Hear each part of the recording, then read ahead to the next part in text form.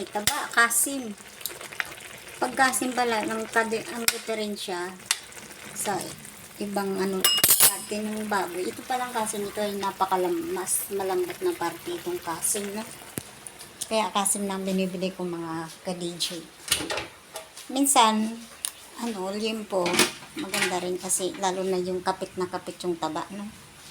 Kunti lang yung taba na halo sa laman. Ulan sa labas. Ang Diyos ko, ang panahon, ang bilis talaga. Ang aking bubuwit. Hello, kumusta fishing? Kumusta ang fishy? Umuulan.